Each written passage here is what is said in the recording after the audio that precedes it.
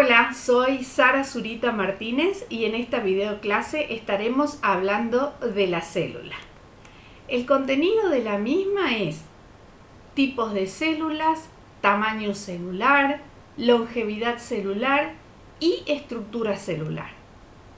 En la videoclase de teoría celular vimos los 4 postulados. Los repasamos ahora diciendo que la célula es la unidad estructural básica. La célula es la unidad fisiológica o funcional de los organismos. Las células nuevas provienen de células ya existentes y la célula es la unidad genética autónoma de todos los seres vivos.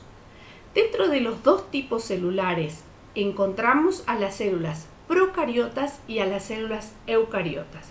Estas a su vez se pueden dividir en células animales y vegetales.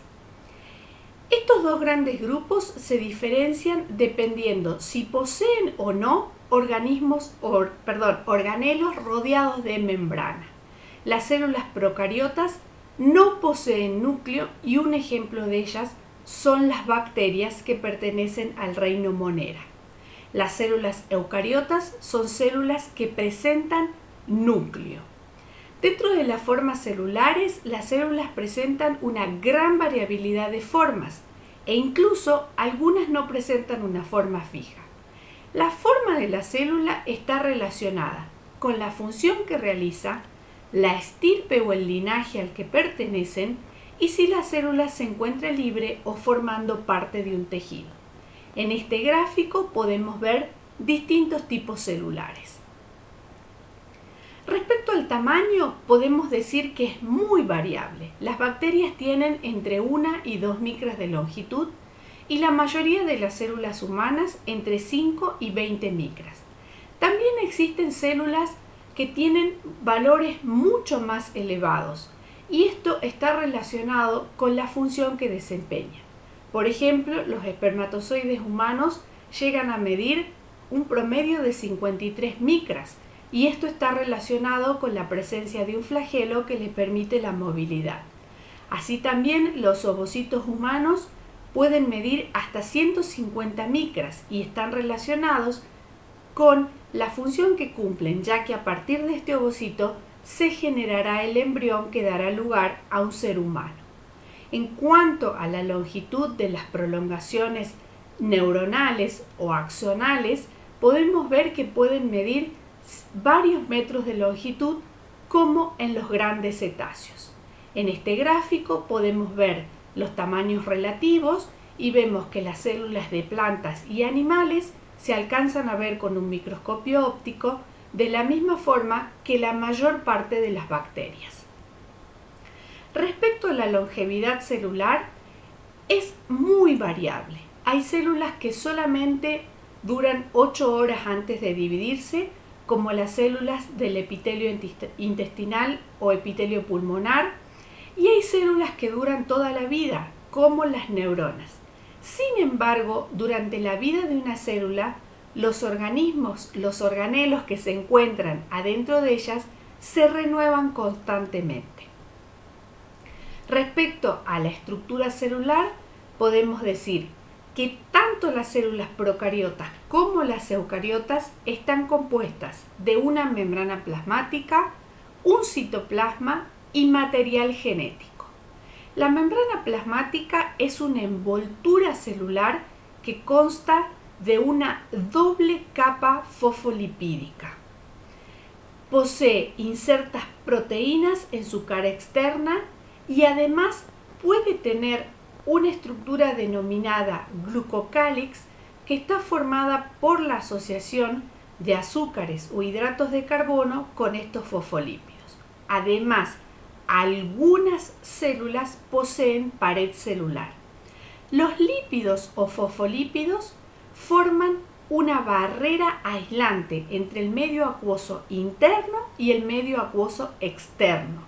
Y las proteínas permiten, entre otras funciones, la entrada y la salida de sustancias. Respecto al citoplasma, podemos decir que consta de 2 fracciones: el citosol o hialoplasma, formado por un complejo sistema coloidal con la apariencia de un gel y el morfoplasma formado por un conjunto de orgánulos u organelos celulares. Respecto al material genético, podemos decir que está constituido por una o varias moléculas de ADN. Según el tipo celular, podemos decir que las células procariotas poseen una sola fibra de ADN sin envoltura nuclear y se encuentra en una región del citoplasma denominada nucleoide. Respecto a las células eucariotas, podemos decir que el ADN se encuentra dentro de una doble membrana denominada envoltura nuclear que forma el núcleo. Bien, entonces, las células procariotas poseen una estructura básica formada por una membrana plasmática, el citoplasma y el material genético. Interiormente son muy sencillas y solo poseen ribosomas y mesosomas. La membrana plasmática es similar a la de las células eucariotas, es una bicapa fosfolipídica. La pared celular, algunas poseen una pared celular, que es una cubierta gruesa y rígida por fuera de la membrana plasmática. Además, algunas bacterias también pueden tener una cápsula, que es una vaina gelatinosa. Respecto al material genético, dijimos que está más o menos condensado en una región denominada nucleoide. No presenta nucleolos ni membrana nuclear. Con respecto a su morfología, existen varios tipos celulares de formas celulares. Muchas de las células presentan flagelos. Tienen un diámetro promedio de 1 micra. Presentan otras estructuras como por ejemplo las fimbrias que ayudan a las células procariotas a la adherencia a sustratos o superficies y los pilis que ayudan en el intercambio de ADN durante la reproducción. Acá en este cuadro vemos las distintas formas de las células procariotas. Por ejemplo, un coco, un estreptococo, un bacilo, un estreptobacilo, un filamento, una espiroqueta y también vemos células individuales o células que se encuentran asociadas. Respecto a las células eucariotas, podemos decir que presentan una estructura formada por la membrana plasmática, el citoplasma y el material genético, pero interiormente son más complejas ya que presentan organelas celulares. La membrana plasmática es una bicapa fosfolipídica que posee proteínas. En el lado externo de la membrana plasmática pueden haber hidratos de carbono o azúcares asociados a los lípidos, formando una estructura denominada glucocálix. Respecto al material genético, este se encuentra dentro del núcleo que está rodeado de una doble membrana denominada membrana nuclear. Esta membrana tiene una estructura interna, la membrana interna, y la otra es la membrana externa.